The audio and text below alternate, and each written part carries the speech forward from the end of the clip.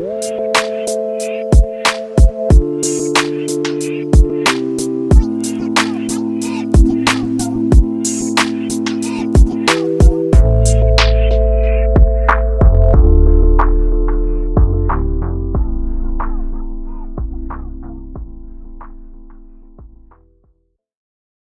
right, I'm number 2. Yo. All right, man. We're ready? I wish we had like the white jerseys on so we can be away. Right? Yeah, like legit. I really feel like we are a away team right now. That Right? is Yeah, crazy. legit. All right. Yes, sir. Nick, you can go ahead and get this thing going like you normally do. All right, everybody. Welcome to the 804 podcast. I'm Nick. Jesse. Alex. Illa. And today we have OG Illa with us. Yay. Hey, welcome back. Welcome back. Oh, welcome back. Your second episode. My second episode on here. Fucking with the boys. Facts. Yeah. Who else would it? Right. Oh, I got an array of them. Right, yeah, we ready to go. We are ready to go. Well, Al, since you know, Al, the content this week, my brother, they don't know, but I mean, the grind has been real these 10 days. Yo, what? Ain't no goddamn excuses, Al, at all. We don't do excuses here. So this one shouldn't be too hard. How long? He is having too much fun over there. Oh, it's gonna be all night. Okay, yeah, you might as well go. Right, you might as well go ahead and get ready. But Al, how many episodes have we been doing of this thing here, man? Please tell us, my brother.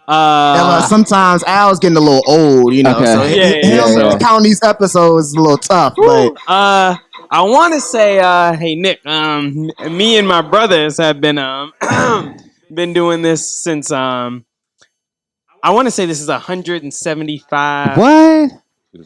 Number episode. I like being at like 175 too, not some weird ass number like 173 or 178. Like 175 feels legit for me. You know what I'm saying? Facts. Alex assistant, he set it up. He made sure. I think the other one was like a clean number like that too. You were 75, I think. Ooh, yo, that's crazy. Hey, gang. That's Yeah, you know what I'm saying? That's how I do. You know what I'm saying? Even when I don't do it. You know what I'm saying? We have 25 till 200. Right, wrong button. 25 till 200. I'll be back at 275. Hey. I gotta say, every 75th episode, y'all gotta holler at me. Well, I guess it's 100 up there.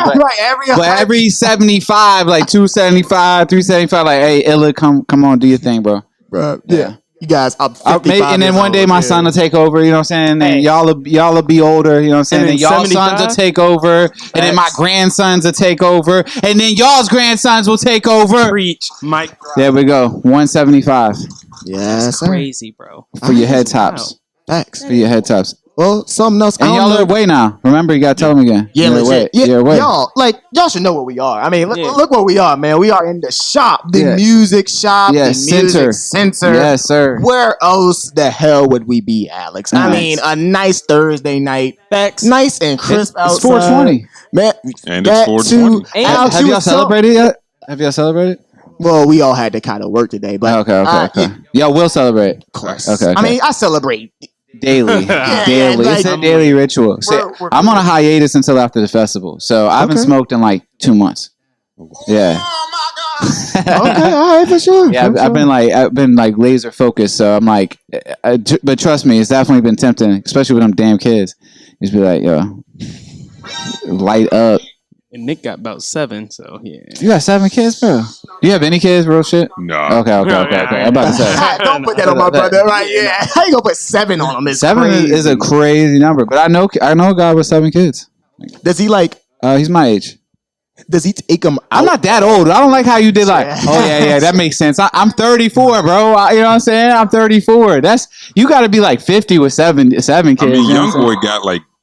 That's different. That's money. He's coming for money. That's a big difference. Yeah. But you're a millionaire. It's not like you're 20 with 7 kids and you live next door to me. You know what I'm saying? I'm with like, Facts. but yeah. So. I mean, next door to look, that ain't that bad. It ain't that bad. It ain't that bad. I give you that. It ain't that bad. It's been worse. Okay, so we're moving in. Yeah. Yeah, sir. Oh wait, I'm gonna tell you. This is the thing though. Like y'all gonna get chased out. Y'all, yeah, it's like all sweet. Yeah, move in. But y'all gonna have to take care of the kids. Y'all gonna do it, bro. My son slapped me awake at 6:57 today. Like, and I mean literally, like, hey, dada, pop, like, and that's how I woke up today. You know what I'm saying? So yeah, but y'all are welcome. I think you gotta take that as non-disrespect. Yeah. Like, yeah, like you can't beef with him like in the streets. Nah. Thank you. You gotta take him to school. You gotta get him ready in the morning. Like, I ask him what the hell he's doing. Like, yo, what's your problem, bro? Like, but he's 2, so he's like, dada. You know what I'm saying? Or really, what he wants in the morning is bar. He wants he gets this like protein granola bar. That's like his thing. Yeah, and yeah, so it's like. Pop, dada, bar. And you're like, fuck, he's hungry. You know what I'm saying? Like I gotta feed him. But like, yo, you little, you know, like wait till you get 18. Wait till you're gonna have to see me. You might not even know it's me. Like I might really like, you know, like all them times slap me and bent my glasses, and I had to cut my beard for the longest time because he would just grab it. And it hurts. Beef boiling for 16 you know what it's years. Like. He doesn't know what it's like over there, but I know. Yeah. 275. Yeah, 275. You better come with a beard, bro. I don't care if it's fake. Yeah, we got you. We're gonna be bearded out on 275. Bro. We got you. Yeah. I might Beijing the beard. I might Stephen A. Smith the beard. I might, man. That's crazy. I might. That's crazy, not a bad thing. But another thing we do here. Let's do it. Of course. We do have a quote of the week, quote of the day to start off the episode. And this quote can be a song, lyric, Bible verse, tattoo, just anything that means something to you. To me? Yes, sir. Yeah. It ain't gotta be deep. It's just my people don't sell Pepsi. My people don't drink Pepsi. They only sell Coke. So that's Young Jeezy. Facts. Prophetic. All right. Well, another thing we do here, we also have the guest explain what does that mean to you? Why'd you lay that on us? Hey, stay on brand, my boy. Stay on brand. Stay on brand. You know what I'm saying? So stick to what you know. Do your thing. Don't be out here trying to do everything. You know what I'm saying? My people don't sell or don't drink Pepsi. They only sell Coke. You know what I'm saying? You know? Okay. Yeah. Bet. What's up? Yeah. All right. Anybody got the first question? So, first off. Yes. You were with us 100 episodes ago. 100? What has changed since then with you? Wow. Okay. That was a deeper question than I was expecting. A lot, man. Honestly, though, like a lot. Like, I think one of the biggest things is just mentally how I feel. My responsibilities have changed dramatically because I have 3 kids, 3 boys. So it's like another type of pressure because like I have to raise them to be men now. You know what I'm saying? Yeah. So that's been my biggest change. And it's been the hardest change because growing up, I was the only boy. I had 2 sisters, and I was raised by my mother and my grandmother. So I was like the only boy. And then I grew up in foster care too. So like a lot of my life, I've been selfish in a sense of like more like self-preservation, like trying to survive. So like it's always had to be like, what can I do to like get through this? You know what I'm saying? And as you get older and you get people involved in your life that you care about, you have to start putting yourself aside and look at the bigger picture. But like literally, man, like I was telling you, like it's funny that my son slaps me and wakes me up and wants food, but that's a perfect example. Like, bro, I got to get up and feed him. It doesn't matter how tired you are, how much you didn't sleep the night before because he was crying or any of that stuff. You got to get the hell up, feed him, and take care of your responsibilities. So for me, that's the biggest part. That's changed for 100%.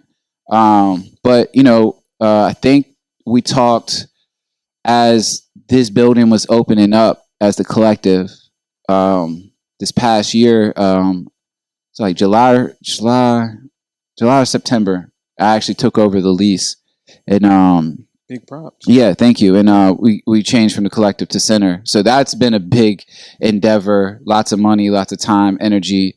I got engaged. You know what I'm saying? Congrats. I had another kid. You know what I'm saying? So like a lot of shit, bro. It's been a lot of shit. But like I said, the biggest thing is just mentality. Like putting other people before myself, thinking about the bigger picture, and and going back to what we're talking about with the quote, like understanding my brand and like where we fit in and where we're headed with the music shop and center and things along that nature. So yeah, quite a bit. Quite a bit, yeah. Yeah.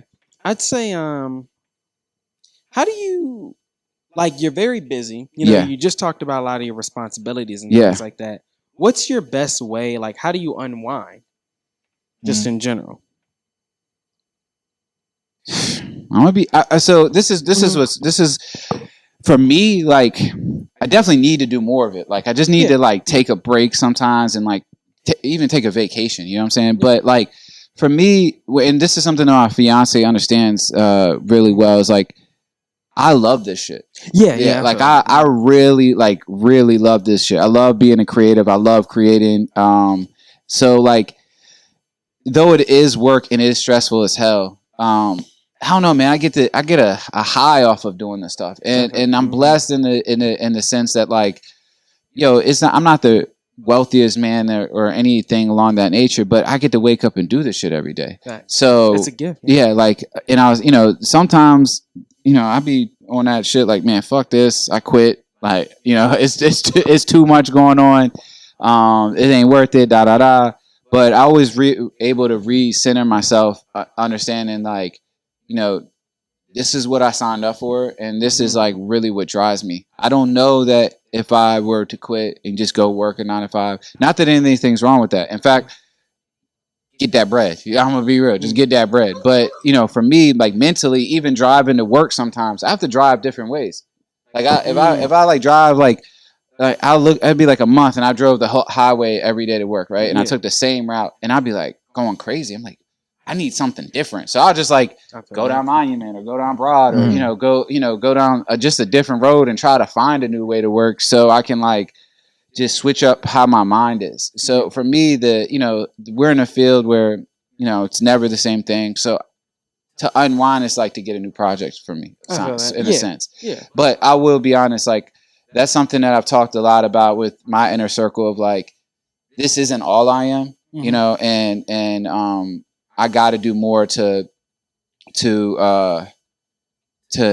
get away from it, so that when I am in it, like I can give 100% and I'm not worn out and stuff like that. So sharp and everything. Yeah, exactly. Like and I can just step back and look at it and assess it from that view, instead of always being in the mix. And sometimes it's hard to like see the bigger picture for everything. Right. So yeah, so that in a nutshell, that's my answer. No, but I would say I need to do more of it. I need to get away from it more, and honestly celebrate some of the victories more.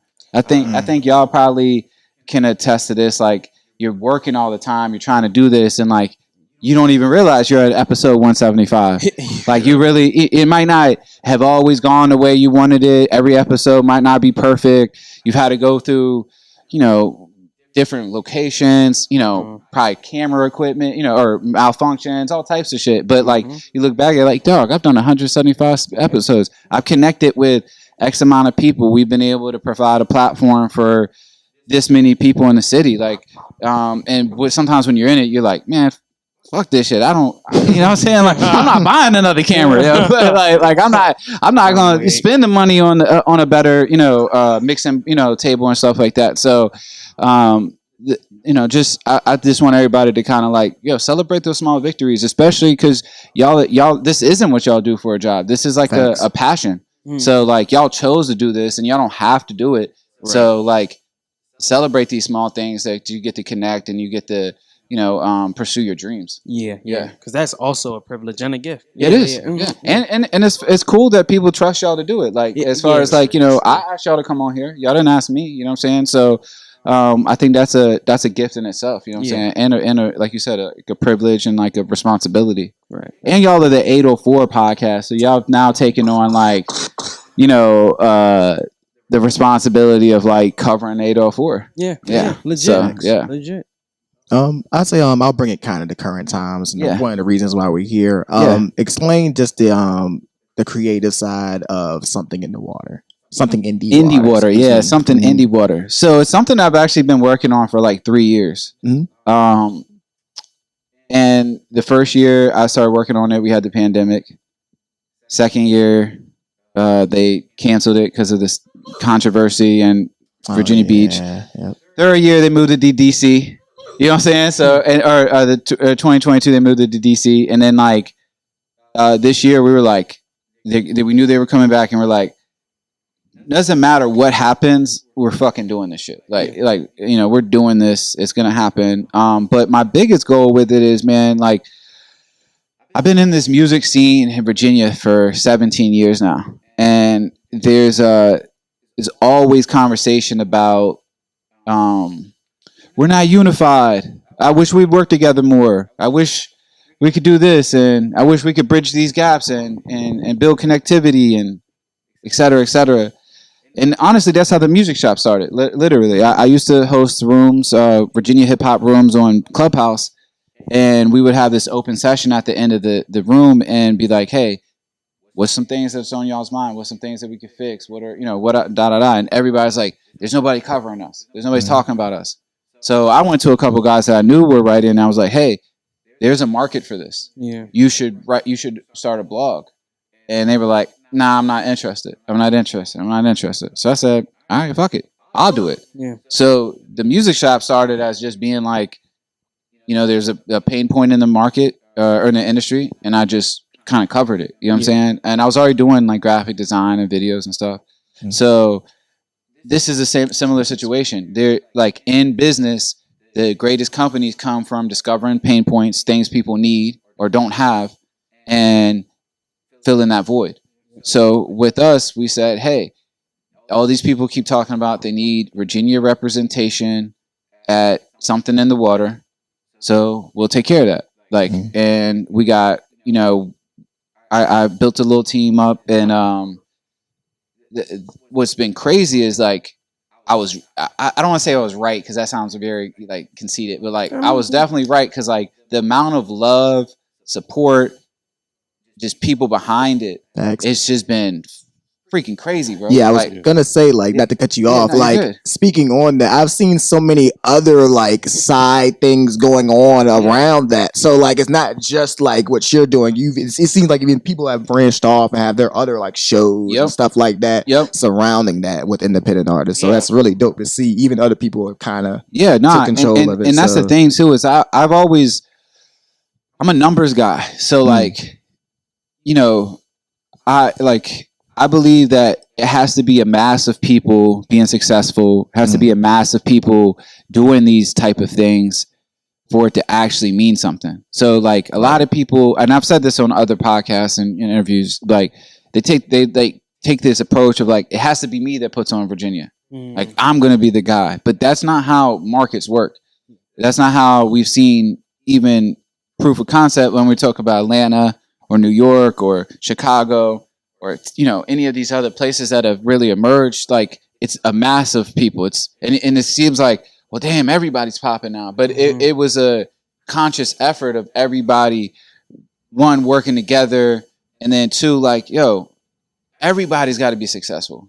Because if it's just one time, it's an anomaly. Yeah, it's like, all right, cool, happened and whatever. But like when it's like 10, 20, then 100, 200, then it's like, well, this isn't by chance. Right. This is something that we need to look at, and we need to further discover and invest in. So, like you said, I'm very excited to see that there's other events. Mm-hmm. They ain't ours, but you know what I'm saying. But I'm joking.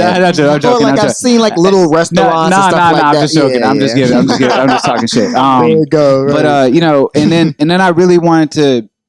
I didn't want it to be just 804, just 757. Right. So I really, one, I'm already invested in this market. I already am tapped in. So I know people who are working in different regions.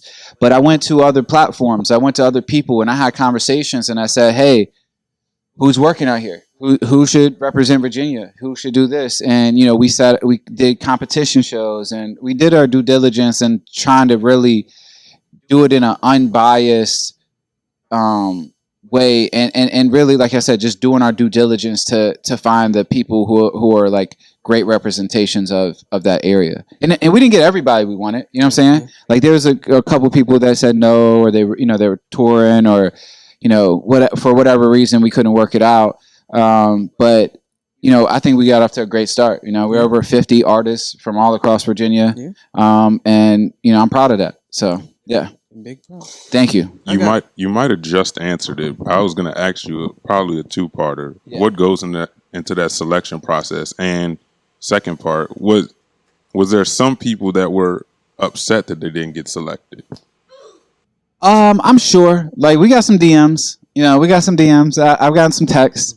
And I'm sure there's even more that's being said, behind closed doors and stuff. But that's not my problem. You know what I'm saying? Like, I feel like what we did was the most pure, honest way. There's some people that are just undeniable. They need to be on the show. They are the epitome of Virginia music, or independent music in particular. And then, like I said, we went to other platforms. So there's a platform called Monopoly Concert Series out in 757 that puts on regular shows for the Hampton Roads area. So we reached out to them and said, hey, we want to collab with you on an event. Y'all going to have a competition, and y'all going to be able to place people on stage. We did the same thing with RVA Rap Elite here in Richmond. And then we did a battle of the bands here at Center for the same thing. So it was a multitude of things. There's some people, like I said, undeniable. Some people, we got over 1,000 applications on, for to be part of the event.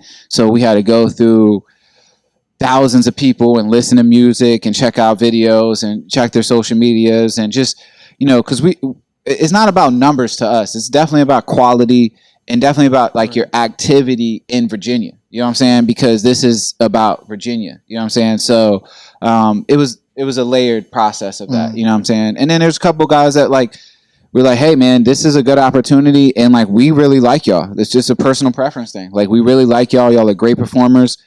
Here's a chance. You know what I'm saying? And we're trying to encourage them to not even just attend the event, but after the event's over, get active in the street. There's 60,000 people there. You know what I'm saying? Go get busy. Go pass out flyers, stickers, merch, take pictures, do whatever the hell you got to do. You know what I'm saying? But don't let the opportunity end that you get in a 10, 20-minute set and then that's it for you. Because you could do that here. You could do that in your house or on live stream. You know what I'm saying? This is an opportunity that's much deeper than that. And, people. Yeah, exactly. And you can really use it to your advantage. So, that's, and then what's the other part of the question? Oh, what goes in? I was gonna. Were some people upset at? Oh yeah. I did. So yeah. No, it's not. Yeah, no, I'm like. No, everybody was 100% pleased, man. they as always. Creatives are the easiest people to please, man. So yeah. My buttons aren't refreshing fast enough. I appreciate the humor. Right. There it is. Right. For sure. You can go ahead. Yeah. So I got something for you. Yeah. So what goes into and maybe the beginning kind of steps of planning something so layered? So the beginning of okay, I've got this big project with so many different people that I'm collaborating with. How do I kind of plan this out, in the beginning? So I talked about this today because I was on ESPN Radio with Mike King earlier this morning, and one is bro, I always tell people if you want to collab with somebody, if you want to build something, come with the plan first, or at least an idea. You know what I'm saying? A lot of people say, hey, let's work, and I'm like, all right, cool. What's the idea? And they're like, oh, well, we could do that together. No, that's not how this. You know what I'm saying? That's not how it works. Bro, if you want to collab, let's do something, but come with the idea, and I can help sharpen it, right, or contribute to it. But if I want to just come up with something, I'll just come up with something. You know what I'm saying? So, what I did is I created a plan, and I went to the people that I wanted to be involved. Intellect, Virginia Natural Gas, Spring Story, their publicist firm, in the venue, and I said, hey, this is my plan. Right. This is how I see it being done. This is what we need to do. This is the pitch deck so we can get the sponsors or vendors or people involved, And I want y'all's help. And this is how I see y'all helping me. Yeah. You know what I'm saying? And when people see that or presented that, they're much more willing to contribute because it's less work on their part, one. Right. And then two, it's like, well, he actually has a vision for this. Right. You know what I'm saying? It's not just some fantasy idea of like something that we want to do. You know what I'm saying? So that's the first part of it.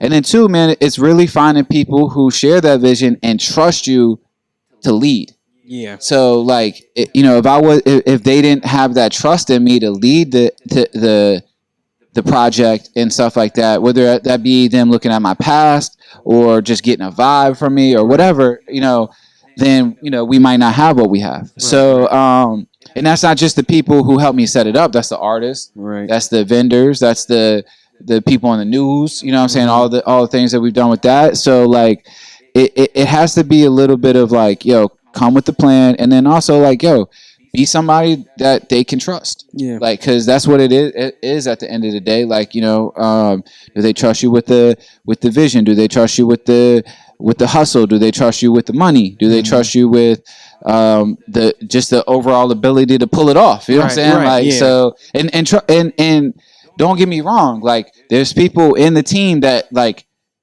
they know I can do shit. You know what I'm saying? Mm-hmm. But like, they were like, man, this is a tall task. Like, you guys, you're 6 weeks away from the event, and you want to do all of this, Like, all right, we're gonna do it, but like, good luck. Like, you know what I'm saying? Like, let's see if you can pull it off. So, and when you execute and you're able to, more or less, prove that you can do it, proof of concept again, like that. Then they really believe in you, and then they like, it's a different type of like relationship, and now it's like, okay, we can do this long term, right? We can do this next year and the year after, and we can build on this because like we have 25 teams involved in this. You know what I'm saying? Yeah. And they're all across the state of Virginia. And then we have over 50 artists. So it's like there's a lot of moving parts, and that's not including vendors or sponsors. Mm-hmm. So like it's definitely been a process. You know what I'm saying? Because a lot of these people, I didn't know them before this. You know what I'm saying? I did not know them. It's usually before how this. It works, ironically. Yeah. I didn't want to go in it like I'm coming from Richmond and just bullying my way into 757, and I'm just going to do whatever I want because I can do it. Like, nah, man, I went there and I approached people from the 757 who are part of the community and tapped in and hard workers and also have proof of concept. Yeah. And I extended my hand to him and said, hey, bro, this is what I want to do. And, that type of respect, gets you respect. Yeah. So, yeah. That's real. Yeah.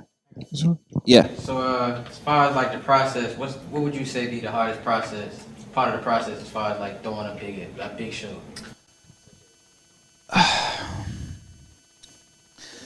Details, like little details. Yeah. This year, and this is again some things that we'll learn for next year, right? So, like, I'm a graphic designer, so I was like, I'm gonna do all the graphics too, while I'm doing the logistics and running everything and coordinating everything. So those little details. Now I've been in meetings all day and I've traveled back from 757 and and now I gotta go home and make flyers and make tickets. Yeah. You know what I'm saying? And then if I spell somebody's name wrong, I gotta fix it. You know what I'm saying? And I did. I spelled it, buddy. Yeah. Right? And it was never so bad where it was like they were unidentifiable, but it's like Raja. His name is High Def Raja, but I just put Raja on the thing because I thought High Def was just like his Twitter, his Instagram handle. So little things like that. It doesn't seem like a lot, but when you've already been, I got to run the building. I've got to do the festival. I already got clients. Yeah. So and it's just like now I'm up to like 2:00. Right. Added in a flyer that you're getting smacked in the face. Yes, and then I'm gonna be up at 7 getting slapped in the face. Right. Yeah, so I would say the details, like, but that's also what sets you apart. Like, so when you can handle that, it really sets you apart. And we were able to manage it as a team, and this actually helped me learn a lot about working with a team because Intellect in particular, he's such a good partner, bro. Like, hands down, I love that guy. And, you know, I'm so used to just doing. So, like, even the flyer stuff, he's like, bro, just pass it to me first. I'll check it. And then I'll let you know before you put it out. And then we got to take it down and da-da-da. And I was like, why didn't I think about that? You know what I'm saying? And why am I not, I'm bringing you in, why am I not utilizing you the way that I should? You know what I'm saying? So that for me, that was a eye opener. And it's something that I know better, but also, like I said, I'm just kind of like a guy that just does. You know what I'm saying? So for me, those are some learning lessons. I got something. Yeah. Because, well, speaking to that, usually, like, when you just do, sometimes you do need someone else to look on the outside and be able to kind of like, oh, okay, yeah. And that's what I mean by being able to step away from it sometimes, because when you're in the midst of it, it's easy to, like, get lost in the sauce. You know what I'm saying? Yeah. And yeah, you're right. And now that, and part of it's, too, for me, a trust thing. Like, if I'm gonna bring somebody on the team, I gotta trust them the way that they trust me. Right. And I gotta get, I'm getting better. I'm definitely getting better at that. But it's something that I'm learning and I'm continuing to act on. You know what I'm saying? So yeah, 100%. Sure. I'll kind of bring it back a little bit. Yeah. How's OG Illa the artist doing, man? Well, I do not rap anymore. Oh, okay. That's one thing that's different. Yeah, changed, I'm not a rapper anymore. Okay. I've definitely stepped into the role of being a creative director fully. It was a conscious decision. Like, I was like, I can't really do both anymore. And my heart's been with this for a while. It was just kind of like, you know, when you with an ex, you know what I'm saying? And like, y'all kind of like still dealing with each other, but you're like, man, I really need to let this bitch go. You know what I'm saying? I gotta cut her loose. You know what I'm saying? And I mean, for the ones at home, right, for the people in the back. Yeah, I gotta cut her loose because this shit is toxic, and also it's taken away from what I could be doing. You know what I'm saying? So. For me, that was definitely an internal battle because that's who I identified as for the longest. Like, I've spoken on this a few times. There's a lot of times in my life where I would have rather been you address me as OG Illa than my real name. Yeah, and most people know me as OG Illa or Illa than Will. And they were like, oh, your name is Will? Like, yeah, my whole life. You know what I'm saying? My whole life. So you know. I still have one album that's just sitting in the tuck, and it's the one I've been we've been working on for like 5 years. So I think I will drop that this year, but I have no desire to be a rapper for a career anymore. Like, it's not there anymore. But I do still write music. I still work in the studio heavily with, clients and stuff like that. And, I always make music. It just, I don't want to do it as a career. Like, I have no desire to be a rapper anymore. So, like, if I do drop a song, it's just because I wanted to drop a song. And I've been doing it for, 17 years. So it's like, it's just a part of who I am. But yeah, that's a big change. I guess I should have addressed that. No, yeah, for sure. I don't know if you've announced that yet to anybody. I have. I've talked about it quite a bit, and my desire to like use what I've learned and the relationships that I built to help other people. You know what I'm saying? As we can see. Yeah. Yeah, for sure. Yeah. So, and that gives me joy. That gives me a lot more joy because especially as an artist, man, I was so hard on myself. Like, the amount, especially when I was coming up, the amount of shit that people talked about me when I wasn't good, and then when I actually had that transition of like getting good at my craft, like I was still very, very harsh on myself. And critic. Yeah. And it goes back to like just enjoying his victories. I remember in particular one of the biggest moments was I was in New York on tour. It was about 100 something people at the venue, and bro, I had them going crazy. Like, I'm not even gonna lie, it was like fucking fire. Like, now I look at, but I was so mad because it wasn't 10,000 people. You know what I'm saying? And that's just like such a lame ass way to look at shit. You know what I'm saying? You got 100 people in there rocking with you, singing the words to your song, sweating with you. You know what I'm saying? Like, wanting to take pictures with you, like, celebrating with you. And the whole time I'm just salty because I'm like, well, why isn't it 200? Why isn't it 1,000? Why am I even here at this venue? Why am I not at a festival? You know what I'm saying? Like, I would really think like that. And that shit's just, let me know that maybe that isn't for me. You know what I'm saying? Because if I can't enjoy 100 people, then I don't deserve 1,000. You know what I'm saying? And yeah, it really is. And I think I try to press that upon people. It's like, bro, I would rather artists that I work with right now, especially on the come up, like, yo, I'd rather you be in a room with 60 people that actually fuck with you and like support you and are engaged with you than be in a room with 1,000 where like probably that same amount is engaged with you, but there's mad people that aren't like engaging with you. You know what I'm saying? And they have no interest in you. Right. Because it becomes much more special. Like, and my biggest goal with music was never numbers per se. It was like I really wanted people to play my shit. Like I wanted to go down the street and have some like pass by somebody and they're bumping my shit in their car, or they're sending me Instagram or videos of them playing my shit. You know, that was a bigger thing to me, because that for me that means that you actually like this. You know, like you're spending the time to, you know, when you can listen to the billion other songs that are out there, you can listen to Drake or Jay-Z or fucking Taylor Swift or whoever you fuck with, and but you're listening to me. So and I lost track of that somewhere. You know what I'm saying? So for me that was like a big change. Is like just like, okay, I'm not really happy how I treat myself as an artist. I'm much happier how I treat myself and others when I'm doing this role, and it's much more fulfilling. You know what I'm saying? So yeah, and I mean even like I did something with Devin. We did the RBA Fashion Week. You know, and you know, seeing him be able to like, you know, get that shine and like put together these crazy outfits and stuff like that, and being able to collaborate with him on stuff like that. That was, to me, that was way cooler than just being the guy, like being the rapper and like and whatnot. So stuff like that gives me just way more enjoyment, and like being able to like really bring stuff out of people. You know what I'm saying? I'll say this. You know, you said you've been in the game for like 17 years, and I'm sure other artists have come up saying, you know, Ella, listen to this. So for the rest of like 2023 going into 2024, give me a couple artists you think are up next. I'll say this. And why? Okay. So that's a good question. Good question. So I'll give you some that I hate the I hate it. I don't like to use things like up next, because that's very vague, and it like it's, you know, what is it, you know, are they going to be mainstream, or are they just going to start blossoming? So like one person I'm really invested in is Rudy Walker, and we've been working for over a year, and we finally found his sound. And he's got this track that'll come out later this year, and I expected to do amazing things for him. You know what I'm saying? Because one, he's an amazing singer, but two, it sounds like him. You know what I'm saying? And I'm really proud of what we were able to put together with that.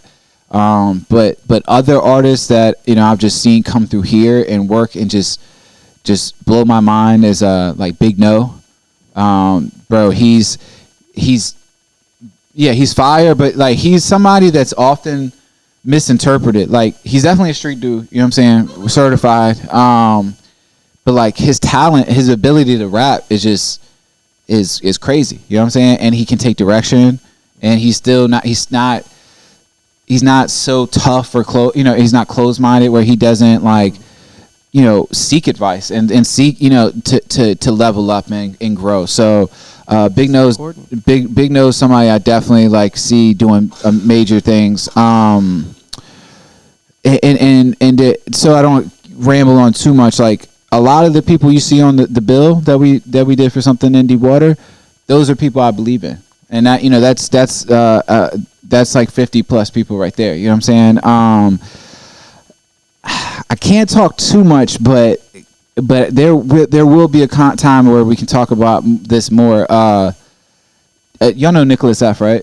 Yeah. Like, bro, the shit we're working on, game changer. So even the amount of stuff he's already accomplished and the what he's already built, he's on something different. His mindset's different. The music's different. The vision's different. And I don't want to say different and like it's, you know, completely not him. It's just like he's leveling up, and he's he's taking it very seriously now, and which is crazy to think that like he could take it any more serious. And I expect amazing things out of him. Noah O, always just like the hustle spirit. Fresh Who, Corey Ja. I really loved what I heard from Orange Ice at the Battle of the Bands. They have a very cool sound. I would love to see how they put it all together. You know what I'm saying?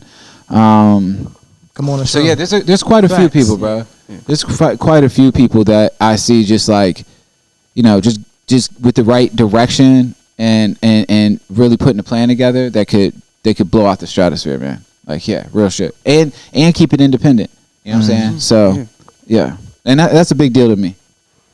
That's a fact. I'll kind of end off with one of the questions that Nick usually asks for our artists. But since you're kind of on both sides of it, or have been, what's one positive and one negative about the Richmond creative scene as a whole?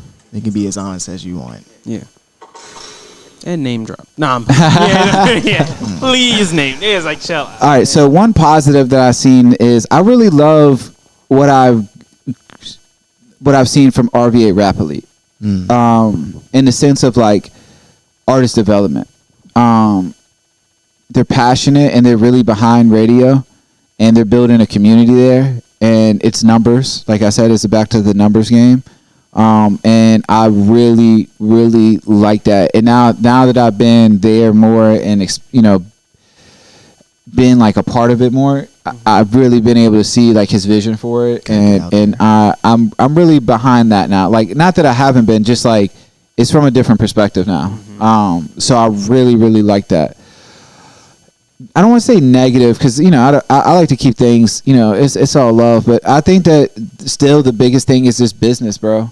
Like artists learning the business and taking care of the business and doing this the right way, and so that way they can have a career. Anybody can rap. Like right now we could go in the studio, make a song, put it out, but that doesn't put us in the business. You know what I'm saying? Right. Like learning the business and learning learning how to scale a business and doing your paperwork and making sure you're registering your songs or, you know, your stuff with the right places, and taking opportunities and investing in yourself. And I hate that saying too because it's so generic, but like doing things that, like, you know, you're not relying on somebody else for your success. You know, I would say those type of things are the things that I think need improvement. It's not for everybody. Like some people are really attempting it or doing it. A good example again is like the stuff I was talking about with Nick F. And I know I'm being very cryptic, but y'all will learn more about that later. But these business things, that's the only thing that matters when it comes to having a career. Yeah. You could be the nicest dude at rapping, singing. You could put together the dopest songs. You could have features with whoever the fuck you want to have features with, shoot videos with whoever you want to do, and the business not be right and it still not go anywhere. Yeah. People are talking about charting and they're not even registered with Sound Exchange. I ask them if they have their work copyrighted and they tell me, yeah, I have it registered with BMI. And it has, you know, I don't know I know y'all may not be, you know, knowledgeable about the music industry, but that has no correlation with that whatsoever. You know what I'm saying? So it's like, just understanding like this, if you want a career, you have to do business. You have to. It's just part of the game. Yeah. And it's very vital. So to drop some of the stuff I'm doing, we're working on an app that will help with that. So that's something that I'm developing right now. I'm partnered with a guy named Ken Kwaku, which is Peter Sun's manager. And we're going to be able to provide tools, and then we're working on resources as well, like we're building a conference so we can have panels and people can come here and educate artists. And we're doing some things like that to, one, keep the synergy going from something indie water, but also bridge these gaps between creatives and business, because it seems like, I bet you if you go talk to 10 rappers right now, they'll say, yeah, man, you know, I'm good with this rapping shit, but, you know, I don't want to handle the business. It's like, then you don't want to do this for a career. You just want to rap, which is cool. Like, bro, rap your ass off. Like, go do your thing. But like, if you're going to sit here and tell me that, hey, I want to be Eminem, or I want to be 50 Cent or Drake or whoever, you want to be like one day, I'm going to ask you, well, do you have your artist name trademarked? Do you have a website? Are you registered with publishing? Do you have a distribution deal? Are you doing your sound exchange? Are you, all of these things? And if you can't say yes to all of those, then I'm going to say, well, you don't want that. And then I will help you if you want my help, right. But I'm not going to do it for you. You know what I'm saying? Because, and I always tell this, even the artists that I manage or pseudo manage, and I'm helping with things like, I'm working on a tour with Kane right now, and I tell him, like, bro, we're going to go through this together, because just say, God forbid, something does happen to me, right. And you're just relying on me for everything, to handle business. And I'm not talking about Kane in particular, I'm just talking about anybody. Mm-hmm. Like, something happens to me, what happens to you? Yeah. What are you going to do then? You're going to have to go find another me? That ain't going to happen. No, not joking. But you're going to be, now you're going to be set back again. Right. So, when I do this, even with the people that I have contracts with and stuff, we're going through all of this together, and you're going to know how to do it by the end of it. So that way, even if you're like, fuck you, Illa, you know what I'm saying? Hey, cool.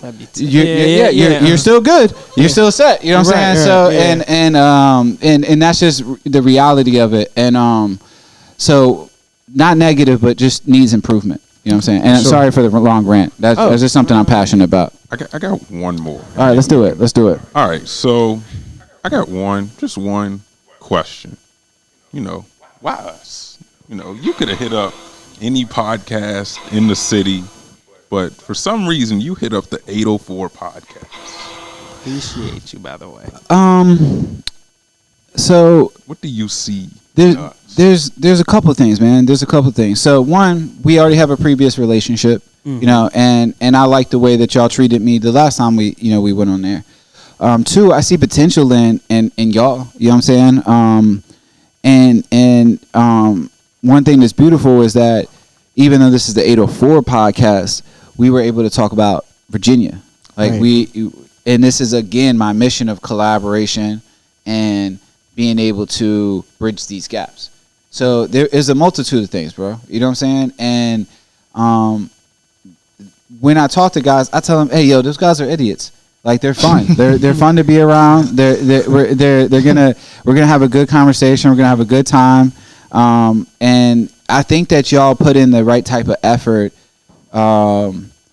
for doing this type of thing. You know what I'm saying? And I think that y'all care about the same things that I care about.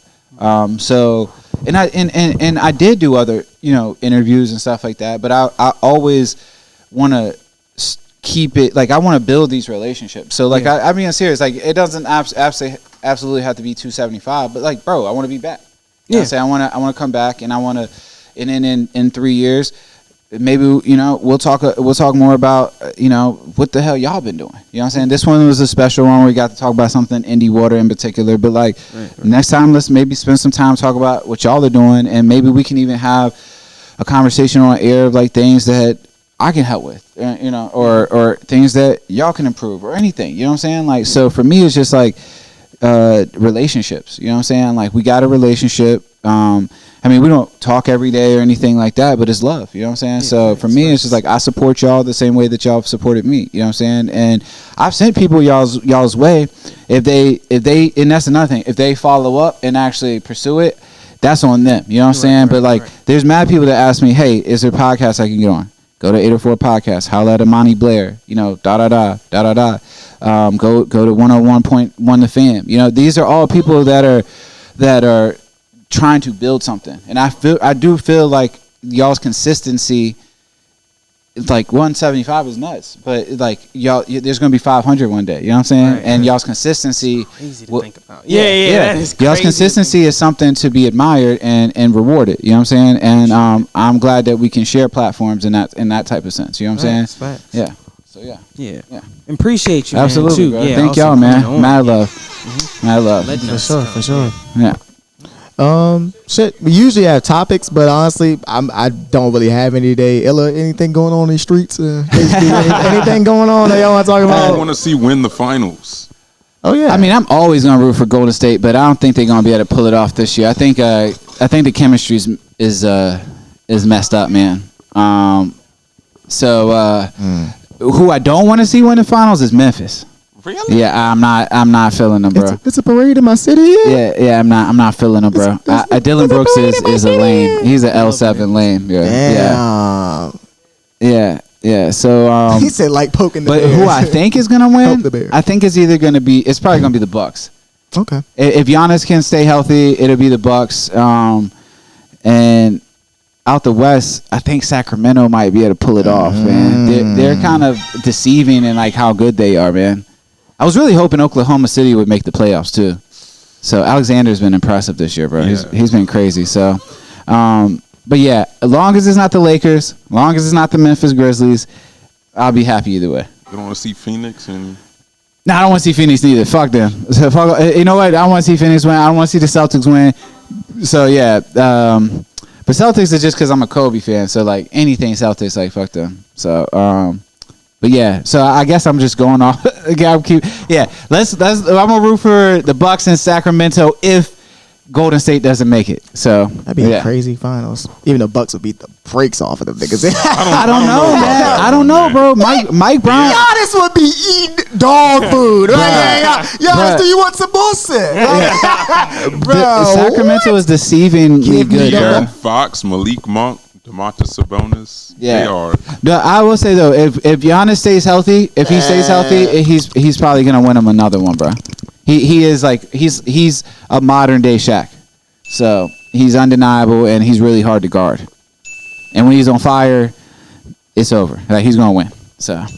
Yeah. I can't even say the source, right? Yeah, because misogyny, right? Yeah, so for but sure. yeah, Dylan Brooks, I refuse to see him win anything. I'll personally go destroy that chance. Like I'll kick him in his knee or something. So that's tough. Yeah, Personally, fly all the way to Memphis. I will fly wherever. Connections. Wherever, bro. Yes, I will be there courtside, and I'll wait for him to come out. I'm just gonna kick the shit out of his knee.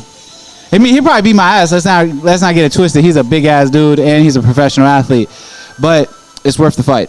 It's worth the fight. This is a fight for humanity. Hey, you might get a medal. I might get put in the hospital. So you know what I'm saying.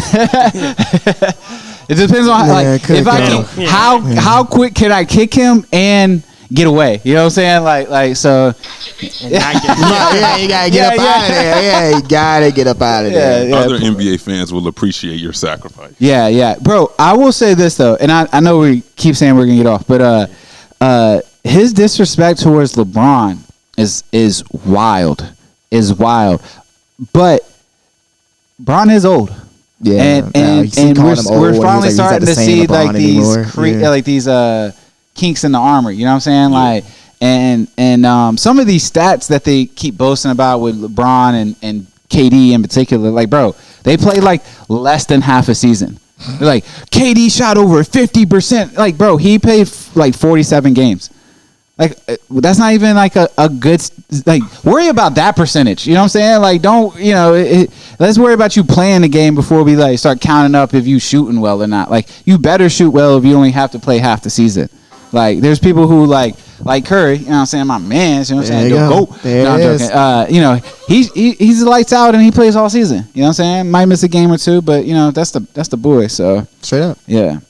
Chubb's like Draymond. So I said we should have got rid of Draymond last year. Really? Yeah, bro. The only game he played well in the finals was the last one. I ain't gonna lie. He closed out very well against the Celtics, but his leadership is shot now. Like, he used to be the leader, and in that sense, he definitely deserved to stay. But like after last year, I was like, bro. And then the fight with Jordan Poole just made it even more like, bro, get him out of here. There's rumors that him and LeBron are gonna link up in the offseason. So, good luck, bro. Good.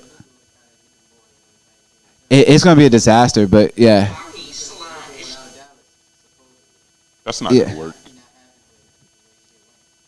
Well, yeah. I mean, they went and got another shooter. They don't need another shooter. They need a facilitator, and they need some defense. Back in my day, Ernie, us as superstars, we played with the team that we were drafted to, Ernie, and it's disgrace to the game, and I just don't understand it. How much help do you need on the basketball court? I will say this, like, it's different. It's different nowadays. Like, you definitely have to have another superstar, bro. You have to, because every team has. It's just so much talent out there. Just refuse to play. Yeah, we're probably gonna get there at one point. Yeah, I'm not playing with this team, bro. Like they too sorry. No, I mean, like no, number one draft. I mean, KG did that when he retired from Minnesota. Yeah, he was in a no trade clause, so he had to retire. He was like, man, fuck this, I'm out. And then he signed with the Celtics after he retired. So I don't blame him. Minnesota was going nowhere. Nowhere, absolutely nowhere. Flip Barrison. Flip Saunders, I think is what his name. The coach. He was a good coach, though. He was, actually. But they had no talent besides, like, literally nobody besides KG.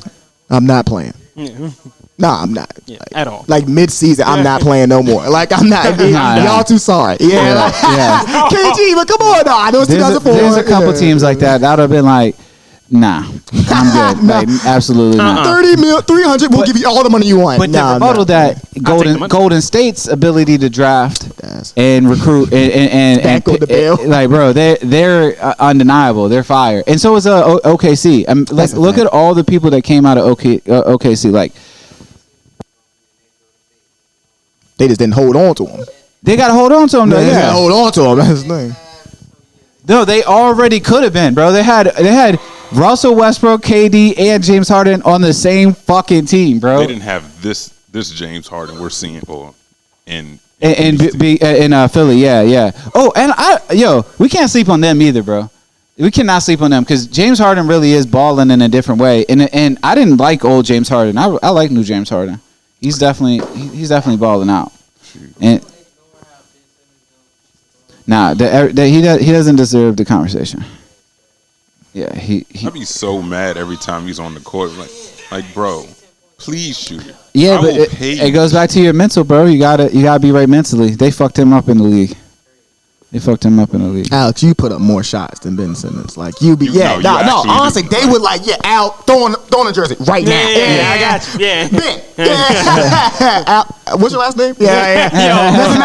Doesn't matter. Just get him in there. You're Ben Simmons today. Yeah. Hold the ball. Okay, that's at least one. Yeah, that's an attempt. Yeah, we're good. It's wild. We're on the board. Like, niggas don't even care if he airballs. Like, just shoot it. Better than that. Yeah.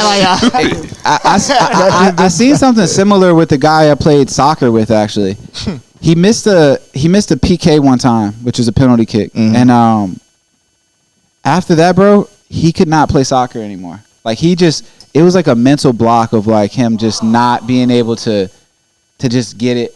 I don't know what happened. Like, bro, people miss shots. Was it like a postseason playoff type? Nah, it was in the middle of the season, and bro, I'm telling you, man, he just literally went from being one of our best players to like just completely like, bro, just losing all of his talent. Like the Monstars came down here and just drained him of it. You know what I'm saying? Did he miss badly or what? No, it hit the pole. It's a pretty good chance you're gonna make those shots. But like, you miss it. Get the shit back and make another shot, right, bro. Like, did the change happen in that game, bro? Immediately, it's like literally all of his confidence and talent just left with that shot. And it was wild because it was like in real time. Yeah. Like, how did he explain it? Like, he never did, bro. He just kind of just slowly just faded, and he went from a starter on that team to the bench, and then he was on another high school team. Niggas started doing better in school. Went from a starter and went from well, I would say he's a doctor now. He's a doctor now. Valedictorian. Oh, I thought you said he's a doctor now. Yeah, we can make fun of him there. Yeah. But I watched him lose his talent in real time, so it's crazy. Say, you know what?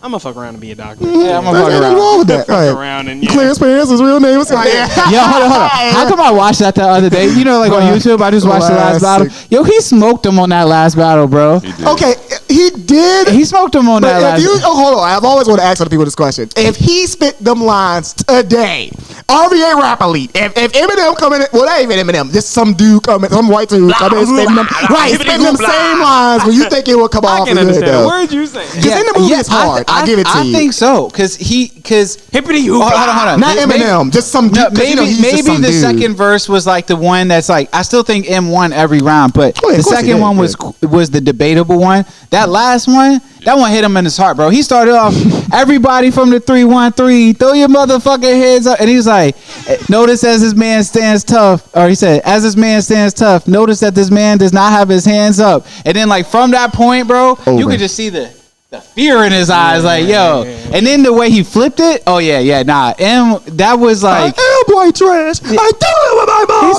like, he said, Wayne did fuck my girl, but I'm still here screaming, fuck the free world. Like, yo, come on. I heard a dude that fit to. Yeah, he really went off the deep end. He went off the deep end. He actually might have blacked out. He actually might have blacked out. And the Clarence parents thing, bro, that shit, went to Cranbrook. That's a private school. Bro, he might have blacked out. This dude's a gangster. His real name is Clarence. That's tough. And Clarence's parents have a real good marriage. Ain't no way. You fucked my girl. You ain't no way you wrote that down, yo. Nah. He went improv on that one. It's like a suicide mission. Like, yo, if I'm gonna die, we're all just gonna fucking die at this point, bro. Nah, I gotta give Eminem his props, bro, because I'm about to go watch it again after this. I ain't gonna it's lie, motivation, bro. It's motivation. The dude that loses to him, we clouded. You don't. I'm gonna be real, bro. Till this day, I don't fuck with Clarence in any movie that he's in. Of course. Like, it was something about that, bro. First off, he's a hell of an actor. Wait a minute. Even the only movie that I like that he's done, and it is the one he did with The Rock and Mark Wahlberg. You know what I'm talking about, the weightlifting movie? Yeah, I know. That's the only one. But since then, bro, because you gotta understand too, man. I was a white rapper, and at that time I was young, and like Eminem was like I was like, I'm gonna be like Eminem. You know what I'm saying? So like anybody that was like anti-Eminem at that point, you was an enemy, like a real life enemy. That's the first time I've heard anybody, I want to be like Eminem. No, I did not now. I don't like. I'm gonna be honest. Like since he's come back from retirement, I'm not a fan. But like early Eminem, oh my god, bro. Like I wanted to be like Eminem. Like bro, I used to hate gay people. Like dead ass. I'm not even trying to be funny. I just literally was like, he used to be like, F word this, F word that, and I'd be like, yeah, I don't like him either. Just because I was that. That's some strong influence. No, real shit. And he would rap about it. He'd be like, yo, I'm influencing these kids to do whatever the fuck I tell them to go shoot up a school. I'll rap about Columbine, and like people were going to fucking do it. Cause he still actually got that kind of pull. He's just kind of using it in a more positive way now. But I didn't fuck with NSYNC publicly. I liked them behind closed doors. I ain't gonna lie. I fuck with NSYNC heavy. You know what I'm saying? But at the time, like you couldn't like in public, I would never say I like NSYNC or Backstreet Boys or Britney Spears. Fuck all of them. Okay, because Eminem didn't fuck with them. Limp Bizkit, none of them. Yo, fuck all of them. That's a long list of people. People he didn't fuck with. Eminem, bro, beats with everybody. Michael Jackson, like you got a long list of people. He couldn't get me to switch on Mike though. Mike is the guy. Yeah. Huh? Yeah. If not real shit, like, he did it. Nigga, what is it? Clarence. This dude's name is Michael. His real name is Clarence. But also, Mike was the first person to outsmart M. He bought M's catalog. His publishing. You know what I'm saying? So every time there was an Eminem song spun, Michael Jackson got paid for it. Thank you. Yeah, like appreciate it. Real gangster shit, bro. Real like yo. I will buy you like dead serious like you say my name in the track and I will fucking buy you. Yeah, so Mike's the only one to get that dub over M anyway. Well, and MGK, but that one's later in the years. So who? Oh yeah. The only thing he couldn't beat was Sony. Beatles. No. You're thinking he didn't marry him. He didn't. It's Paul McCartney though. He didn't do that dirty. Like he just the shit went on for sale and he saw the value and he bought it. I think he like asked him or he was like, how much is it for something? It was something like that. And I know Paul McCartney was trying to buy it, but like, what we doing there? Yeah. How much is that real? Like it's like $3. Like nah, bro, that's a lot of money. Yeah. I mean, dog, owning the Beatles catalog is just dog. Insane. Let me hold something real quick. All right. Let me hold a song, bro. Just let me hold the Let It Be. Let me hold a hook. Let me hold Let It Be, bro. Just like you can have the rest of the shit. Let me hold Let It Be just real quick. You know what I'm saying? But they just sold his catalog for $1 billion. For Michael Jackson's publishing for $1 billion. So I mean, the highest one up until that point was 200 million. So he 5x that. So the Beatles catalog is worth $1 billion now. Yeah, he didn't get it for $1 billion. He got it for cheaper. He bought it in like the 80s or the 90s. Yeah, and Paul McCartney owns it now. He got it back. Okay. Yeah, Mike sold it back to him. Yeah. Let's go buy the Beatles catalog. Let's mess around and just buy Just buy it. Well, there is there's publish and share websites where you can buy publishing of famous songs. You can buy like shares of it. Yeah. Yeah. Do they give out dividends and stuff? Yeah. It's like stocks, but you just buy and publishing. Yeah. We are gonna talk every 3 months. So you get publishing checks every 3 months. So you get paid every quarter. Yeah. Sounds good. Yeah, that's not bad. I mean, you're not gonna get a shit ton. You're not gonna be rich but over a course of a lifetime, it's like in a stock investment. Yeah. And the more popular the song is, the more money you're gonna make. Right. So. Right. Soldier Boy, tell him here I come. Nah, I want that in Mariah Carey. All I want for Christmas. No facts. Like I want that back. I want if that ever goes up for sale, bitch. I'll sell my kids. Trinidad James, all gold, everything. Yeah, and we're going straight to the bank, fellas. Ice JJ Fish? Yeah, we good. Yeah, 100%. I'm copping that. I'm copping that just off the love. Silento, we good. Right, yeah. Whipping, nang. What's all the one-hit wonders I might just go buy? I might just go scoop up some one-hit wonders, man. Back that ass up, Juvie. Juvenile, back that ass up. That's a fact. That's a fact. That's a fact. I ain't gonna call him a one-hit wonder, but that's a fact. No. But that's a smack. The Macarena. You know what I mean? I'll just go get some stupid shit. But you remember? Were y'all alive at that point? No. Yeah. No. You weren't either. Yeah. How old are you? Yeah, you were alive. Yeah. You were breathing. Right, yeah. You were breathing. You wasn't outside there. You wasn't hitting the Macarena, bro. I was out that bit. I was even your ass at the crib. I was even moving my hips with that, bro. And the song sucks. When you listen to it now, it's like, bro, that's an actual song. No bars. But it was fire, bro. You couldn't tell anybody it wasn't fire. That and even songs like "It's a Barbie World," I'm a Barbie girl. Never heard that one. You never heard that? Nah, I'm playing. Oh, holy shit. I played that, bro. It was fucking hard. Yeah. Nah, that shit was flame. I'll tell you something that I regret seeing. My mom doing the Tootsie Roll in my kitchen. I can still picture it to this day. Sweet and roll, let me see you do that Tootsie Roll. To the left, to the left. Turn the camera. And I really saw my mom in the kitchen doing this, and like to this day, it haunts me. It haunts me because she was killing it. That's the worst part. It's amazing. I was like, some people will go into the studio and make fire ass shit like that. That is just anything. I just made up. Yeah. You never know. Go ahead. Like even like Old Town Road, man. Imagine like going into in the studio and making Old Town Road, like, and then like it coming out and being like the longest number one song ever, and like. Not even being a real country artist, just like, I'm gonna fuck around and make a country song, and it's like, it's just fire. I mean, it's fire. I ain't gonna lie. I like the Old Town Road. What he's done since, he's a little eccentric for me, but like that song was fire, bro. I think I like Lil Nas X. I don't like all the eccentric shit, but I like Lil Nas X because he's also like, yo, fuck you, like just straight up, like you don't like it? You're gonna try to down me for this? Okay, I'm gonna like turn it up like to the 10th degree, and now you're gonna have to see me walk around with a thong and like hump on dudes. Like, y'all don't like me being gay? Well, fuck you. I'm gonna be super gay. You know what I'm saying? Like, I will be the gayest person ever. Yeah, like pause. But yes. But I like that about him. Like, you're not gonna tell me who to be. You know what I'm saying? I really fuck with people like that. Yeah, respect it. Yeah.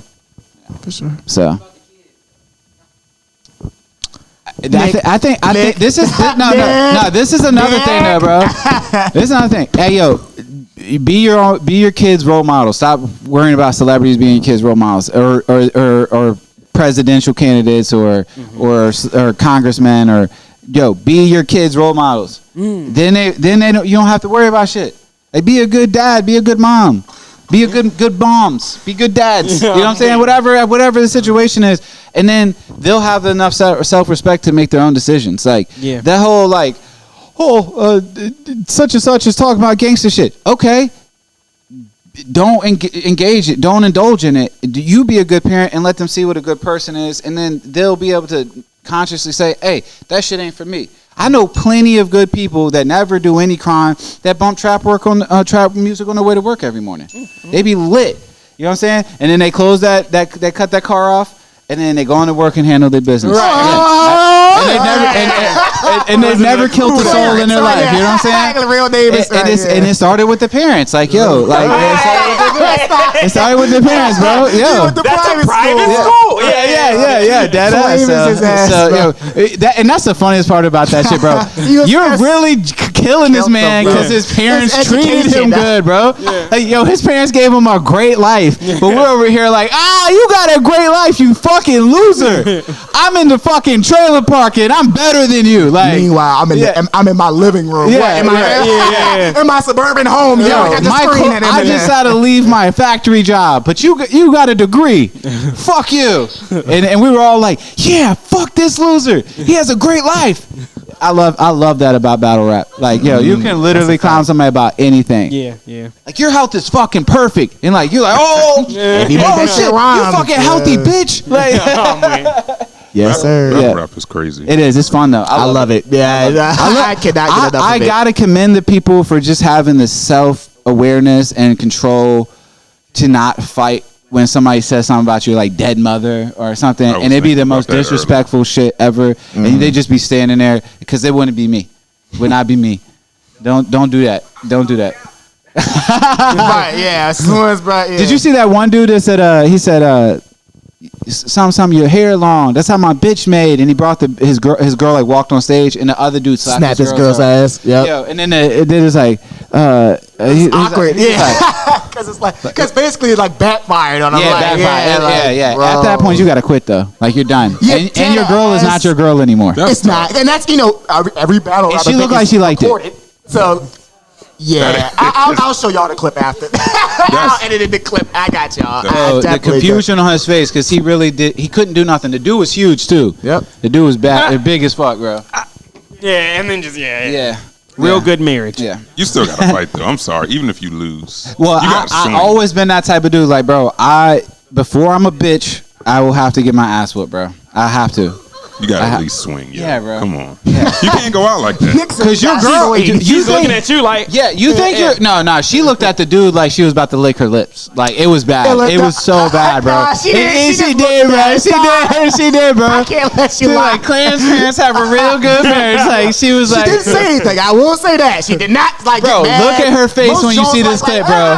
Look at her face, bro. She didn't look back at him. I did say. Oh, damn. Yeah, that clip was crazy. That's the moment. She licked her lips a little bit. You got to. And then don't lose the. Yeah, you remember when the battle is lost, my boy. The war is lost, bro. I remember in like football, they used to be like, y'all gonna lose if y'all gonna lose a game, don't lose the fight. So, bro, don't lose both. Like, don't lose the battle. He lost everything. He lost everything.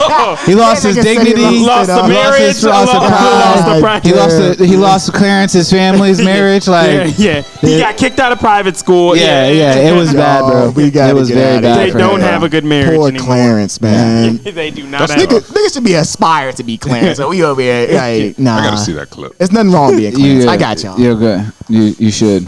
Well, you should because you should never put your girl or yourself in that situation. Exactly. How you gonna use your girl as a prop? Like, my nigga. And it backfired that badly. It backfired bad, bro.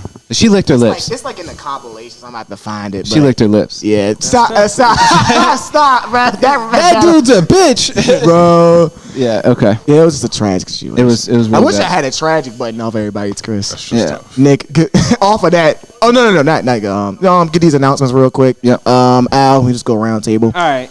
Real quick, y'all. Fiscal fitness, tax, and financial services. Just go ahead and ask me that question.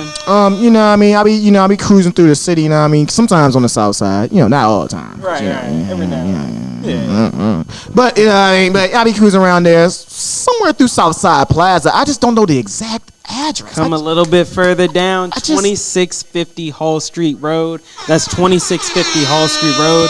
Fiscal fitness, tax, and financial services. My father's business, Derek L. Alford. Been doing taxes over 30 years, y'all. As you should definitely know, we are past the deadline. The deadline. Just had to file an extension myself. Yep, April 18th. So it's too late to file an extension, but we can definitely still do your taxes, personal, business, whatever. So can you tell us what happens if you don't file an extension? So, okay, you get hit with a late filing penalty from the IRS. How much does that cost? Okay. It costs you something. It costs you something. It's gonna cost you something. Yeah. Okay. Patreon. Right. But here's the good thing, though. You're all good if you don't owe anything. So if you're getting a refund, it's really not that bad. Yeah. It'll come out your refund. Yeah. Okay. Mm-hmm. But yeah, you get charged interest if you have a balance due right after right after the That's deadline. tough. That's the tough. 18th. Yeah. So IRS, give them their money, y'all. Because they're gonna get it one way. They gotta come get it back in blood. I'm sorry. Nick, they're gonna come get it back. Yeah. They're gonna come get it back. don't play with it. Yeah, please. 804-321-5766. That's 804-321-5766. We will be back in the office on the 25th. And you might actually catch your boy in there Typing up some stuff. Maybe do a little something. Little calculator work. Right. This dude's a gangster. His dad does his taxes. This actually looks stupid as a. Nah. I'm not gonna lie, yo. Do your taxes. That would be a good. Especially you business owners, Your business Legitimate taxes, business owners. Yeah. Your business taxes affect your personal taxes, y'all. Yeah. Remember Talk that. shit. Yep. So how? Oh, go ahead. Yeah. Oh, love you, mom. Love you, A. Yeah. Y'all got a website? Y'all got a website? Yeah, but call us. Yeah, call us. Yeah. Call us. Call us right now. Yeah. Search us up. Fiscal Fitness Tax and Financial Services. You'll see it. Yeah. say less. Yeah. Say that. But just don't go to the website. Yeah. Whatever you do. Yeah. Let me chill. You said that because you gonna get me in trouble. Nah, you said that. No. But y'all, search us up on Google. Google me. I was waiting for the button. You asked if we had a moan button. That's a no. It's close. It's funny because you look like I know that. I know that. I know that button all too well. Pornhub has ruined porn. Has ruined porn for me. Like I don't even like porn or Cornhub. I'm sorry. I don't like Cornhub anymore. I don't like corn anymore. Too much stepsister, stepmom, family shit. It's just weird to me. I just make my own shit now, and I will not call my fiance my stepsister. My arm is Alex. Yeah. Alex, stop, man. But dad, Help me, step bro. but dad'll find out. But dad'll find out. No, he's getting pizza down the street. Yeah, it's like Yeah. So it's just ruined it. It's ruined it all for me. I do like how sometimes people just get bold now. They'll literally take some of the clips from it. Obviously not the actual section one, but they'll take some of the dialogue clips and just post it on Instagram. Right. I'm stuck in my head is stuck. Alex, man. Why are your pants down, dude? Like, what are we doing? What? I was trying to do my homework and then my eyes like, bro. And then it's like, and what? Yeah. It's not And even. why is it glistened up too? Like, why is it oil? Why does it look so good? Like you're supposed to be in pain. This is not supposed to be attractive. No ash? Right. Like, why is it oiled already? It's disturbing.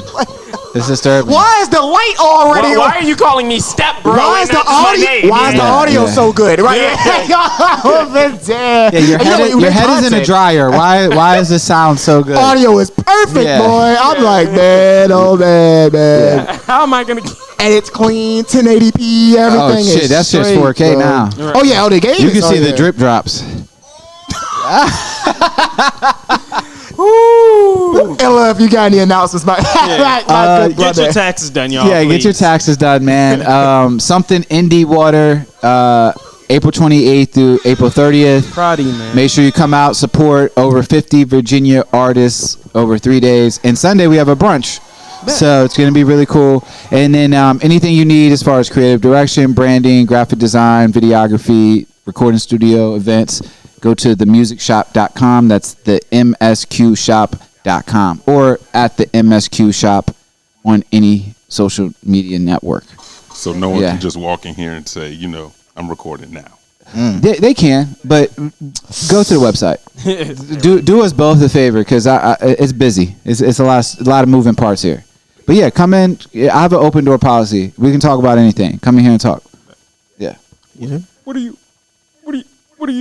Oh, no. Not that type. No. This is a place of business. Okay. Just so happens. Dude. I heard it was an open door. Yeah, it's like, we don't do that here. Right? We don't do it. He come in with the tripod already. Right? We do have the video and lighting equipment. We do. If the budget's right, we anyways. Because if they come in, you need to come with some with the plan. And that's what you said earlier. With the plan, I have a plan. I mean, we got a plan. This is our work. So Will. And something to clean this bitch. Yeah. It must be sanitized. Hey, I never thought about that. Like, don't think too much more about it. Yeah, we do. Don't think too much. Nick, go ahead. Nick, go ahead. Right. Just more filming, documentary stuff going on. Man.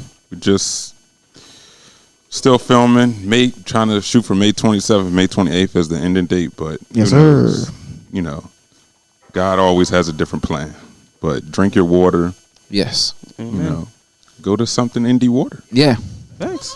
And there will be something indie water like drinks there too. There'll be some customized drinks there too, and they'll have water in them. Facts. They'll have something indie water. Indie water. I wish I had the badumps, but shit ain't too much. Obviously, shout out to my guy for let us come through already. That's one of our first away episodes of the year. Very exciting, really smooth actually. I don't know what it was smoother here than goddamn. I'm about to talk to Cam. Played on. It was smoother here than the goddamn man. Nah. Don't do that to Cam. He's good people. He's good people. Love my guy. J1 Day One shit. Short film, short scenes are always working. Obviously podcast content coming soon. 175. Yes, sir. Man, 200 is around the corner. Y'all gotta do something cool for that shit, bro. We do. And it's so funny because maybe we'll shoot the porn that day. I'm corn. Hey, corn. We'll shoot the corn that day. My bad. There's a lot of corn around. 200 episode, 200 dicks. What? Whoa. Pause. There's a lot of feedback in here. Right. I think the pizza shop down the street. What? Off camera. Pause. For sure. Nick, that's all I got. I guess take us out, my man. All right, so again, thank you, OG Ella. Yes, sir. Yes, sir. Thank y'all for having me, man. Thank y'all for having me. Yes, sir. Thank you. Y'all pulled up. Yeah. Y'all pulled up. Away game. Shout out to HB. Shout out HB in the background. Because y'all wouldn't be singing nothing. So, it'd just be. He made sure the cameras was running. Yeah. You could have just taken them. Nah, I'm playing. Corn. Yeah. Nick, please. Nick, because y'all got. Wait, that 200 episode is going to be spicy, my boy. Spicy. Yes, sir. And all. Who would we get? Cornhub. Oh, I know exactly who we're getting. But we're going to go ahead and Nick. Jesse. Alex. Ella. And this is the 804 podcast. And we are out of here.